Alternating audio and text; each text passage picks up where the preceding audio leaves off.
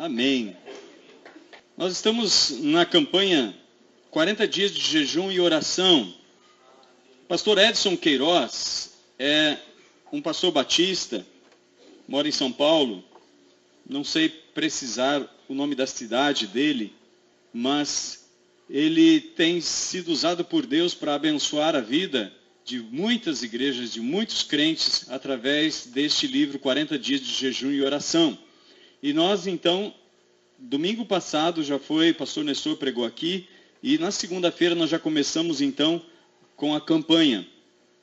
Quem ainda não está orando junto conosco, essa semana a gente orou das 6h30 às 7h30, todas as noites, hoje inclusive.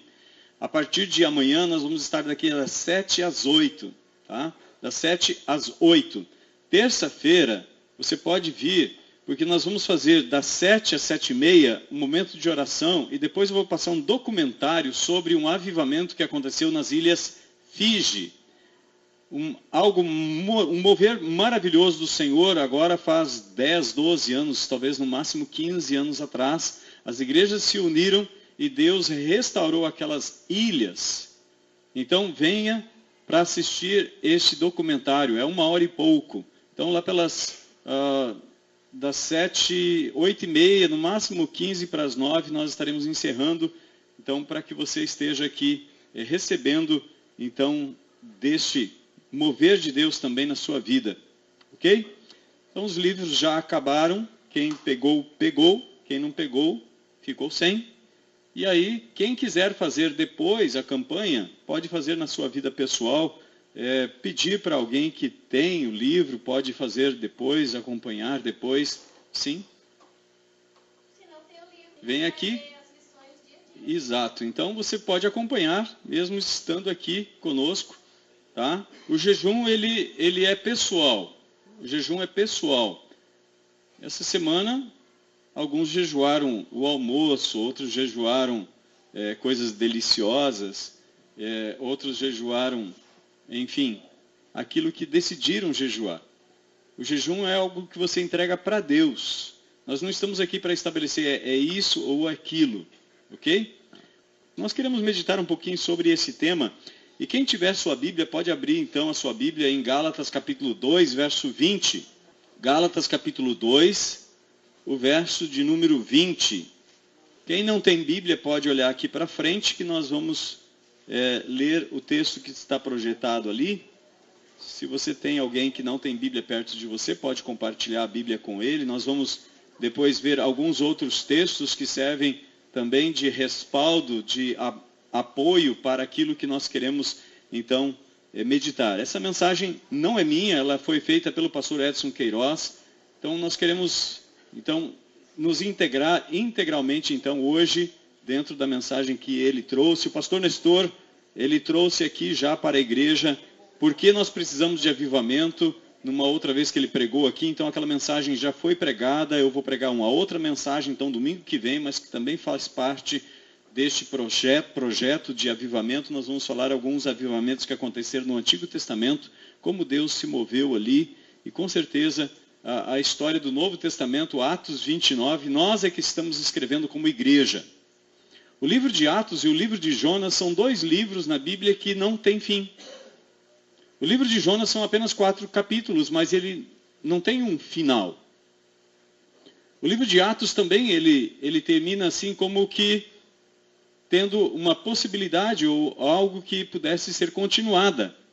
E certamente isso tem um propósito da parte de Deus. Significa que eu e você podemos nos engajar nessa obra e fazer essa obra do Senhor em conjunto como povo de Deus, como igreja de Deus, como profetas do Senhor. Paulo disse, eu quero que todos profetizem. Nós sabemos que o Espírito Santo ele dá diferentes dons e para diferentes pessoas conforme lhe apraz. Mas uma coisa em comum nós todos devemos ter, que todos profetizem. Profetizar é pregar a palavra de Deus, é aquilo que Deus disse. Ensinar a palavra de Deus. Anunciar que Deus é o dono de todas as coisas. Que nós não trouxemos nada para este mundo, nós não levaremos nada dele, como Jó mesmo bem disse. Nu vim ao mundo, nu eu vou partir dele. Bendito seja o nome do Senhor. Deus deu, Deus tomou. Bendito seja o nome do Senhor. Vamos ler em conjunto esse texto, então, de Gálatas 2:20. É a parte final do versículo 19 ali, que é a primeira frase. Fui crucificado com Cristo. Assim, já não sou eu quem vive, mas Cristo vive em mim. A vida que agora vivo no corpo, vivo-a pela fé no Filho de Deus, que me amou e se entregou por mim. Amém? Vamos orar?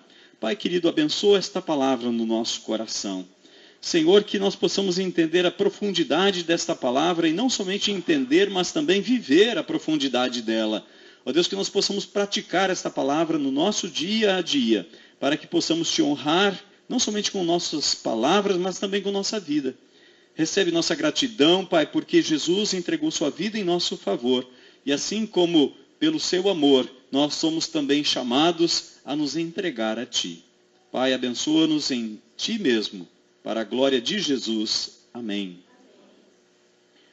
O livro do pastor Roy Hession, ele apresenta 6 características de um avivamento.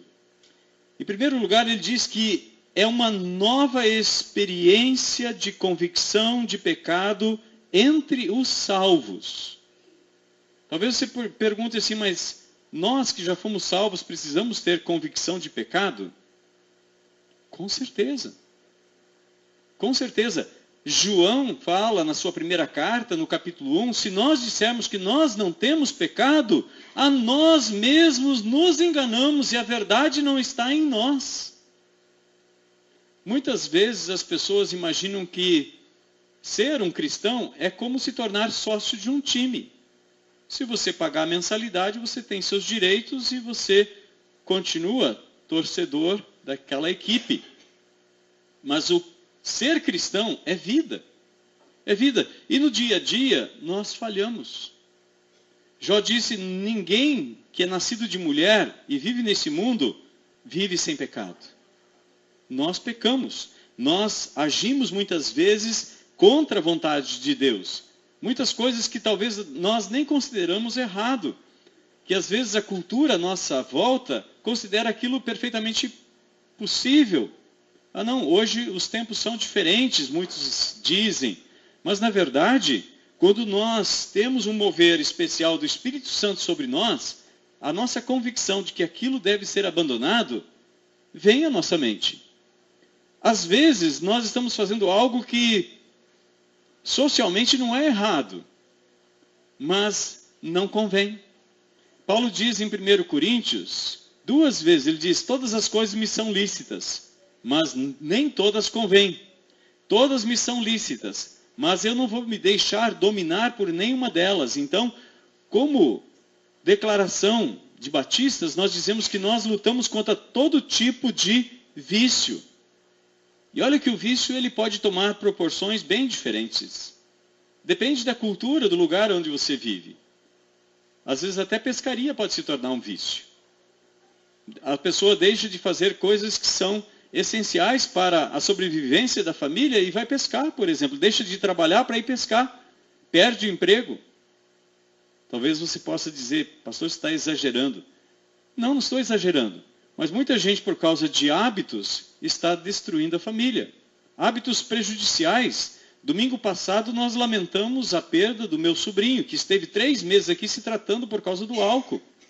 Hoje o corpo dele jaz no cemitério. E infelizmente, o álcool dominou. E assim muitas coisas podem dominar a nossa vida.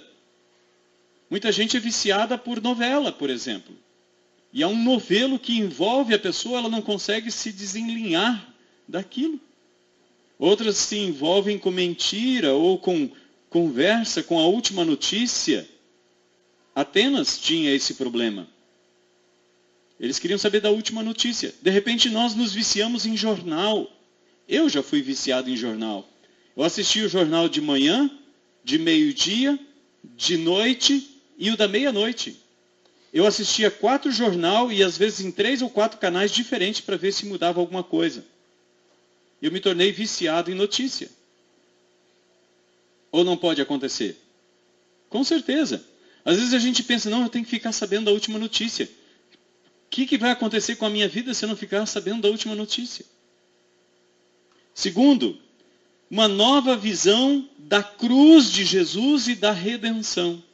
Nós passamos a olhar para a cruz de Jesus de uma maneira diferente. Muitas vezes nós falamos da cruz, mas nós não entendemos ela. Nós não entendemos que Jesus nos faz uma proposta. Quem quiser ser meu discípulo, ele não ordena, ele não obriga. Mas ele disse, quem quiser ser meu discípulo, dia a dia, tome a sua cruz, negue-se a si mesmo e me siga. A redenção é o preço pago pelo meu pecado. E quando o Espírito Santo age poderosamente sobre a nossa vida, nós percebemos quão frágeis nós somos, quanto nós necessitamos de Deus e quanto nós necessitamos daquele sangue derramado na cruz. E quanto mais nós temos convicção disso, mais nós amamos a Deus. Mais nós nos aproximamos de Deus.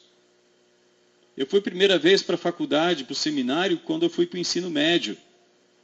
E naquela época muitos diziam para mim que eu ia ficar louco por estudar a Bíblia. Colegas meus, há uma cultura de que se você estuda a Bíblia você vai ficar doido.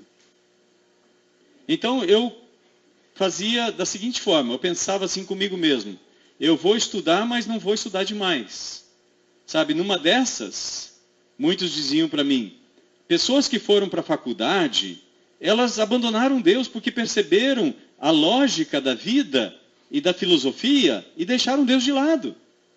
Então muitos dizem que a pessoa quando entra numa faculdade, ela se torna ou é um bom candidato a ser um ateu. Mas na verdade, a verdade é que quanto mais nós conhecemos, mais nós queremos conhecer a Deus. Quanto mais nós nos debruçamos na palavra de Deus, mais nós queremos Deus. E esse mover vem do Espírito Santo de Deus. No início da minha conversão, eu não conseguia ler os evangelhos sem chorar. Quando eu olhava para aquilo que Jesus sofreu em meu lugar, e eu sei que eu não mereço. Eu não podia ler as páginas da Escritura sem derramar lágrimas. Essa convicção da presença do Espírito Santo sobre a nossa vida nos faz olhar para a cruz de maneira diferente. Nos faz ter convicção de pecados e passamos a olhar para a redenção, o preço pago por nós de uma maneira diferente. Totalmente diferente. Em terceiro lugar, uma alegre experiência do poder do sangue de Jesus para limpar completamente do pecado, restaurar e curar tudo o que o pecado arruinou e tudo o que ele nos fez perder. Então nós começamos a analisar e ver por causa daquela teimosia nossa, por causa daquilo que nós fizemos, a palavra de ofensa que nós liberamos. Às vezes a pessoa vem, nos ofendeu, nós devolvemos a ofensa, nós mordemos a isca de Satanás, nós devolvemos a ofensa pela ofensa, e aí lá adiante a gente percebe, puxa vida, eu poderia ter ficado quieto. Eu não teria magoado minha esposa, não teria magoado meu filho. E às vezes, pais e filhos ficam distantes por anos e anos a fio, por uma palavra liberada, por uma palavra mal entendida, ou por causa dos sentimentos à flor da pele que passaram a governar a mente da pessoa. Então nós sentimos a ruína, a perda. A perda. Um dos profetas que mais fala sobre o Espírito Santo no Antigo Testamento é o profeta Joel. E o profeta Joel, ele fala sobre uma grande seca. E ele não fala só da seca. Ele fala também das pragas. 4 tipos de pragas de gafanhoto que viriam destruir tudo aquilo que trazia sustento, alimento, segurança ao povo. E lá mesmo Deus diz que iria restituir tudo aquilo que o povo havia perdido. Então, se Deus restitui, por que nós não devemos também restituir? Quando Jesus está passando para ir a Jerusalém, em Lucas, no capítulo 19, ele passa por uma cidade chamada Jericó. Quando ele entra na cidade, já um cego, ele clama por Jesus. Mais adiante, Jesus cura esse cego. Um homem de pequena estatura sobe numa árvore chamada sicômoro, é um tipo de um morango selvagem, é uma árvore pequena. Ele sobe ali para ver Jesus passar. E Jesus, ao vê-lo, ele disse: Zaqueu, desce depressa, porque hoje eu vou ficar na sua casa. Então Jesus senta com Zaqueu e conversa com Zaqueu e fala do reino de Deus. E Zaqueu toma uma decisão e ele diz para todo mundo: olha, hoje eu estou tomando uma decisão.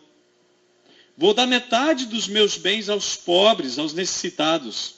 E se alguém eu defraudar, ou defraudei, vou restituir 4 vezes. Essa era a lei do Antigo Testamento. Vamos supor que eu pegasse uma ovelha sua. No julgamento, eu teria que devolver 4 ovelhas. Jesus, então, proclama para todos que estão na casa: hoje houve salvação nesta casa. Porque esse também é um filho de Abraão. Então, a restituição, ela precisa ser parte da nossa vida.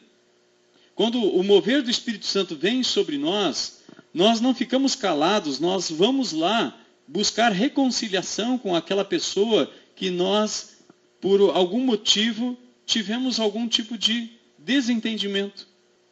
Agora, em julho, dia 8 de julho, fez 2 anos que eu recebi uma carta com 95 assinaturas da igreja que eu pastoreei no Paraná. O pastor que veio após mim, ele tomou conhecimento do que havia acontecido ali, e eles oraram e jejuaram por mais de 6 meses. Então elaboraram uma carta de pedido de perdão para mim e para o pastor que me antecedeu, com 95 assinaturas. Hoje Deus está salvando vidas naquela cidade. O prédio de adoração foi restaurado. Hoje os cultos, os bancos estão cheios, porque houve arrependimento, houve confissão de pecados, houve um quebrantamento, houve um voltar ao Senhor para aquela cidade. E hoje as células estão avançando, tomando posse daquela cidade para o nome e para a glória do Senhor Jesus. Talvez você diga assim, uma cidade grande, né? Sim, 7.000 habitantes. Quando eu estava pastoreando lá, no hall de membros nós tínhamos 164 membros. Hoje deve estar passando de 200 membros a igreja. É isso que Deus faz. Sabe quantas pessoas numa cidade de 7.000 pessoas podem ser salvas? 7.000 pessoas. Nós somos muito tímidos. Jonas mesmo não queria que Nínive se convertesse. Mas o Espírito Santo moveu-se sobre aquela cidade. E a cidade inteira foi salva. A cidade inteira foi salva. Naquele barco, todos os marinheiros invocaram o nome do Senhor por causa de Jonas. E eles foram salvos também. Então, onde um profeta do Senhor passa, a presença do Espírito Santo está presente, as pessoas se convertem, são salvas. Uma nova compreensão da plenitude do Espírito Santo e de seu poder de realizar a sua própria obra através do seu povo. Quem vai fazer a obra é o Espírito Santo. Ele que convence do pecado, ele que convence do juízo, ele que convence a mim e a você da justiça. Não é nós, não é a nossa doutrina, não é um corpo doutrinário, mas é uma pessoa. É a pessoa do Espírito Santo. E uma nova volta dos perdidos para Jesus. Pessoas vêm para Jesus. Sabe por quê? Jesus, quando veio e derramou o sangue dele naquela cruz, não foi só por mim e por você. Nós não podemos ser egoístas. A Bíblia nos diz que Deus deseja que todo homem seja salvo e chegue ao pleno conhecimento da verdade. Não é apenas ser salvo, mas é também desenvolver o conhecimento do Senhor. É ter intimidade com o Senhor. É andar com o Senhor. É ser dirigido pelo Senhor. Não há outro propósito. Este é o propósito. Paulo, dizendo isso em Gálatas capítulo 2, verso 20, ele diz que esta afirmação bíblica mostra a essência de um avivamento espiritual. O Senhor Jesus é a vida. Ele diz, eu sou o caminho, a verdade e a vida. Portanto, somente nele teremos a verdadeira vida espiritual. Os detalhes do texto apresentam o caminho para o verdadeiro avivamento espiritual. Então nós vamos ver aí 3 princípios. Primeiro, vamos ler juntos essa primeira frase? Fui crucificado com Cristo. Claro que o texto está falando aqui não de uma crucificação real, com sangue vertendo das nossas mãos, dos nossos pés, mas a crucificação da velha natureza. Quem quiser pode abrir a sua Bíblia em Efésios capítulo 4, versículo 22. Paulo diz ali que, quanto ao trato passado, nós devemos nos despojar do velho homem. Estar crucificado com Cristo é crucificar o velho homem. Infelizmente, em vez de pregos, às vezes a gente coloca um velcro nas nossas mãos e nos nossos pés. A gente se desgruda muito fácil da cruz. Basta que alguém olhe para nós torto e aí a gente já tirou o braço aqui da cruz e já encara o cidadão e diz, que foi? Não é assim que acontece com a gente? A gente quer responder à altura. E às vezes nós nos gabamos de não levar desaforo para casa. Paulo diz ali em Efésios 4, verso 22, que há um trato, há um acordo para nós seguirmos a Jesus. Esse acordo é o mesmo acordo que está lá em Lucas, capítulo 9, versículo 23. Quem quiser ser meu discípulo, dia a dia negue-se a si mesmo, tome a sua cruz e me siga. É o mesmo acordo. O profeta Amós diz, andarão 2 juntos se entre eles não tiver um acordo? Você pode dizer que está namorando uma jovem ou um jovem se vocês não fizeram um acordo de namoro? Você pode fazer um contrato, comprar uma propriedade se não houver acordo entre o vendedor e o comprador? Vocês podem ir juntos para a mesma cidade se vocês não decidiram que iriam para aquela cidade? Imagina que eu quero ir para Passo Fundo e convido alguém, ele diz, sim, eu vou para Erechim. Caminhos distintos, totalmente opostos um ao outro. Nós não poderemos ir juntos, a não ser que nós entremos num acordo e cheguemos a um denominador comum. De manhã nós vamos para Erechim e de tarde vamos resolver o problema que eu tenho que resolver em Passo Fundo. Então há um acordo, caminham juntos. Para eu caminhar com Jesus, esse primeiro acordo é necessário que aconteça na minha vida. Nós precisamos estar crucificados com Cristo. Fui crucificado com Cristo. Segundo lugar, Cristo vive em mim. Eu passo a ser a habitação de Deus. E essa habitação de Cristo é algo dinâmico. Eu não sou apenas uma incubadora da presença de Deus. A mulher que está grávida, na verdade, ela não interage muito com o feto. Na verdade, o feto é que usa o útero da mãe. Ele tem vida própria. Ele tem vida própria. Nós não somos assim com a presença do Senhor Jesus.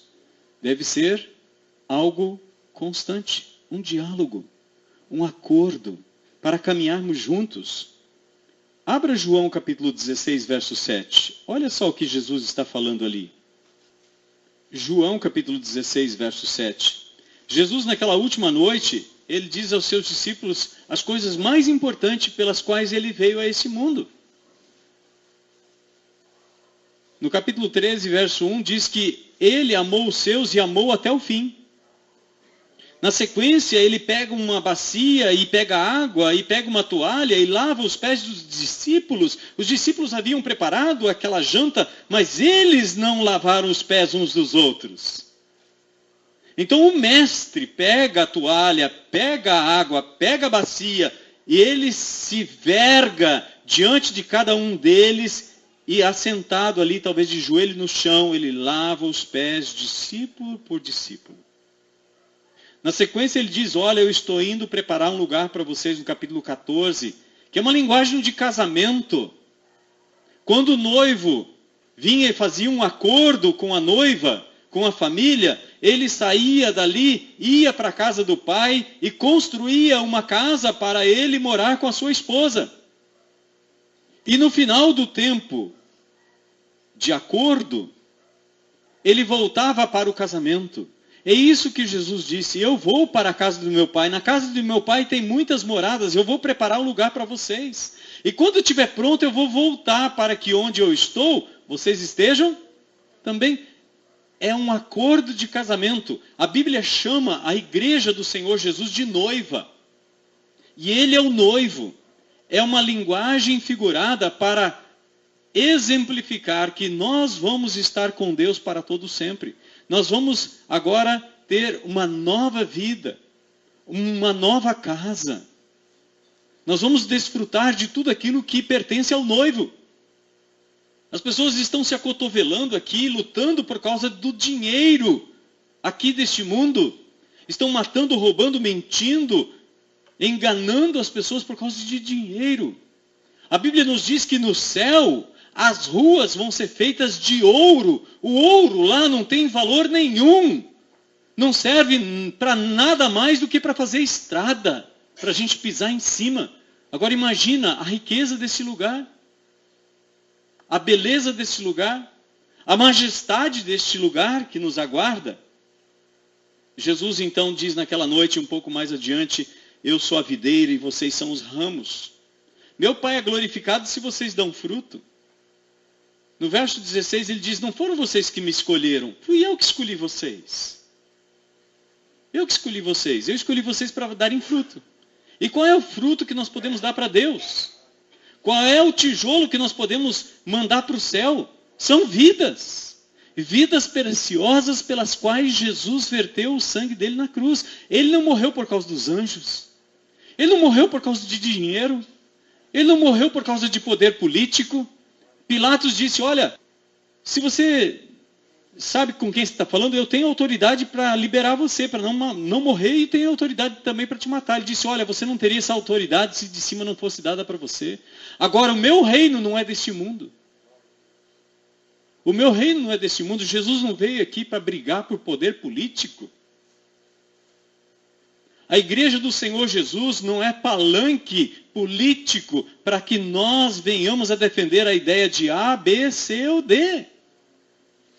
O reino que nós estamos estabelecendo nesse mundo, que Jesus ensinou na oração do Pai Nosso, venha o teu reino, seja feita a tua vontade, assim na terra como no céu, é um reino que está acima do reino e do governo dos homens. É isso que Daniel mostra para nós. Nabucodonosor, depois de pastar durante 7 anos, comendo capim e morando e dormindo junto com jumentos selvagens, ele reconheceu, ele é Deus. Ele tira do governo quem ele quer, ele coloca quem ele quer. Ninguém pode dizer para ele o que é que você está fazendo. Ele é Deus. É esse Deus vivo que nós servimos. É desse Deus que eu e você somos embaixadores.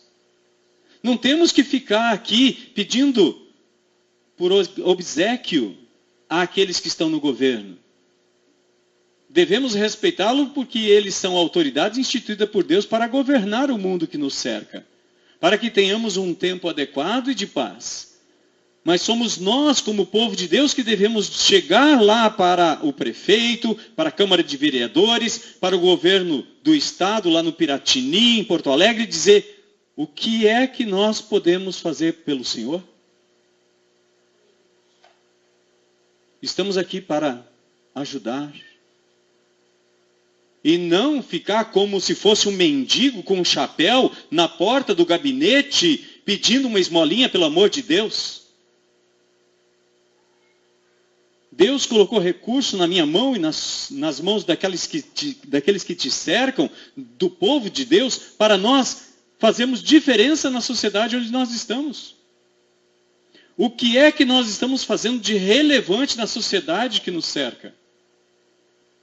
Se hoje Jesus tirasse a igreja daqui, será que os nossos vizinhos iam bater palma ou iriam dizer misericórdia?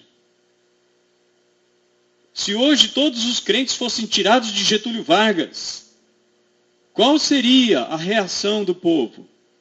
Iam bater palmas e soltar fogos? Ou iriam dizer, e agora o que será de nós? Nós não somos mendigos. Deus nos chamou para ser reino de sacerdotes, uma nação santa, um povo de propriedade exclusiva dele. Então precisamos mudar a nossa maneira de pensar. Deus nos chamou para agir. Por quê? Por nós mesmos nós não podíamos. Mas agora nós estamos crucificados com Ele. Agora Ele está vivendo através de mim e de você. E como é que Ele faz isso? Verso 7 do capítulo 16 de João, Ele diz, todavia digo-vos a verdade, é para o vosso benefício que eu vou. Como é que Jesus está em nós? Se eu não for, o Consolador não virá a vós. Mas se eu for, eu o enviarei. Como é que o Espírito Santo está em nós? Em nossa mente, em nosso coração, pela palavra de Deus. Como é que Jesus está em nós? Pela presença gloriosa do Espírito Santo. Assim como Jesus naquela noite diz, quem vê a mim, vê o Pai. Assim, quando o Espírito Santo está em nós, o Pai está em nós, o Filho está em nós. Será que nós temos a ousadia de dizer para as pessoas, quem vê a mim, vê a Deus? Por que nós não temos a ousadia de dizer isso? Porque o Espírito Santo ainda não soprou sobre nós para que nós deixássemos muitos pecados que talvez vão inibir, tirar a autoridade de dizer, eu creio no Senhor. Eu creio que o poder de Deus é poderoso para salvar e libertar essa pessoa. Jesus sabe que sem o Espírito Santo nós não teremos poder para sermos suas testemunhas. Jesus não se levantou para pregar, para curar, para libertar as pessoas antes que o Espírito Santo viesse sobre ele poderosamente. Isso porque ele era filho de Deus, mesmo sendo gerado pelo Espírito Santo no ventre de Maria, quando ainda era virgem. Sem a vinda do Espírito Santo sobre ele, depois do seu batismo nas águas, Jesus não fez obra nenhuma. Não há registro algum de algo que ele tenha feito. E ele sabe que eu e você, se nós fizermos qualquer coisa aqui neste mundo, sem o poder do Espírito Santo, nós vamos fazer na carne. E quando nós fazemos na carne, a nossa obra não permanece. Tem no máximo a duração de uma geração. Mas quando o Espírito Santo está sobre nós, quando ele sopra sobre nós, aquilo que nós fazemos atinge gerações e gerações. Não fica só aqui em Getúlio Vargas, invade toda a região e vai muito além. Nós estamos orando por um avivamento no Rio Grande do Sul. Todo mundo diz que aqui é cemitério de pastor, que aqui o povo não vai se converter. Não se converte mesmo, porque a grande maioria das pessoas estão tentando converter as pessoas na força da carne. É o Espírito Santo que faz isso, gente. É o Espírito Santo que dá certeza da salvação ao coração das pessoas. É o glorioso Espírito Santo que está na igreja. Qual é o propósito de Jesus ao enviar o seu Espírito para habitar em mim e em você? Romanos capítulo 8, verso 29 nos diz, pois aqueles que de antemão conheceu, também os predestinou para serem conformes à imagem de seu Filho, a fim de que ele seja o primogênito entre muitos irmãos. Deus quer que sejamos conformes, que nós tomemos a mesma forma, a imagem de Jesus Cristo. A mesma forma, a mesma imagem de Jesus Cristo.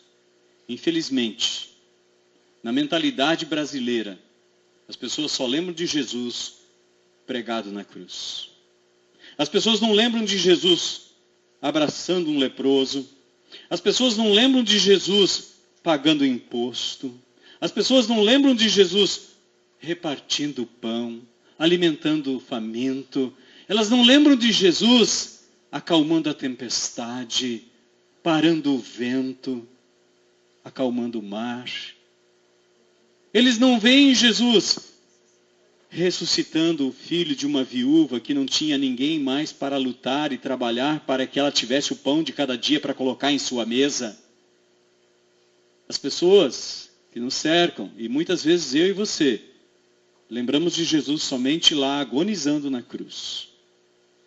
Ser igual a Jesus é fazer o que Jesus fez. Ele diz aqui no capítulo 14, no verso 12, em verdade vos digo, aquele que crê em mim também fará as obras que eu faço, e fará maiores, porque eu vou para o Pai. A capacidade de nós fazermos agora, ela está duplicada. Primeiro porque o Espírito Santo veio, e ele capacita a mim e a você para fazer. Segundo, porque quem está sentado do lado direito de Deus Pai Todo-Poderoso é o Senhor Jesus. Ele sabe da nossa limitação, e quando você diz assim, Senhor Jesus, me ajuda, ele diz, eu sei que você precisa da minha ajuda. E eu vou te ajudar. Eu vou te socorrer. Eu vou te fortalecer. Eu vou adestrar as tuas mãos para a batalha.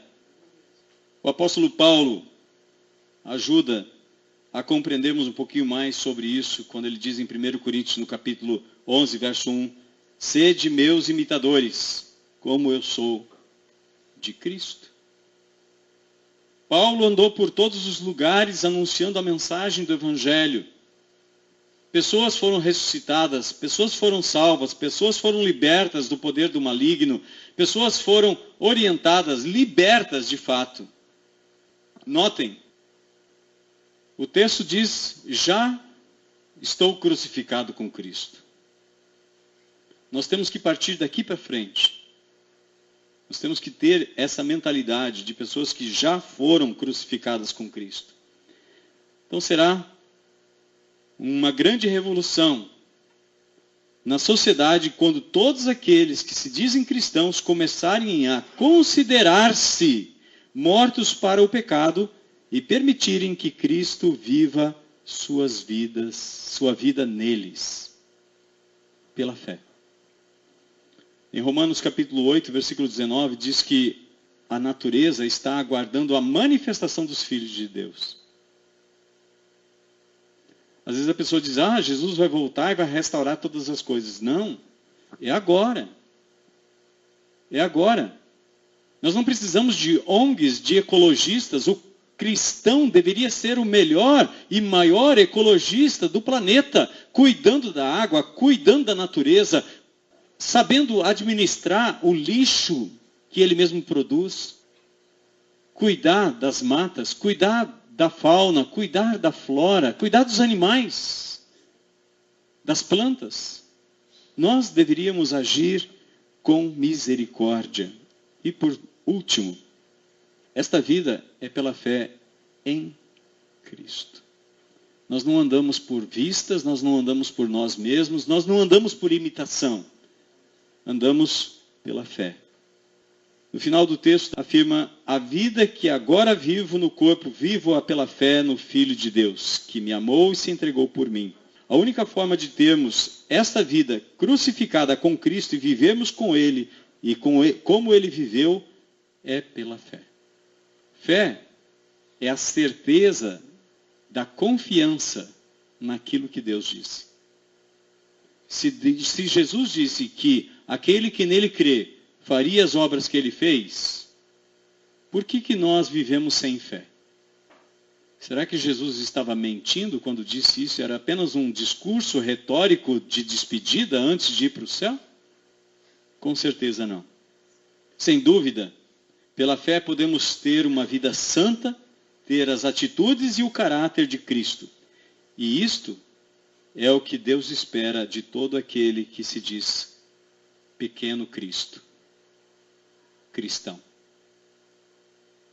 Ser cristão é ser um pequeno Cristo. O Espírito Santo nos capacita para que nós possamos fazer isso. Não somos nós. A verdadeira vida cristã é o nosso eu crucificado e Cristo vivendo em nós pela fé. Se você deseja de fato, viver a presença do Espírito Santo sobre a sua vida, para que você experimente um pouquinho do que Jesus viveu e prometeu para você, eu quero te convidar a ficar de pé no seu lugar.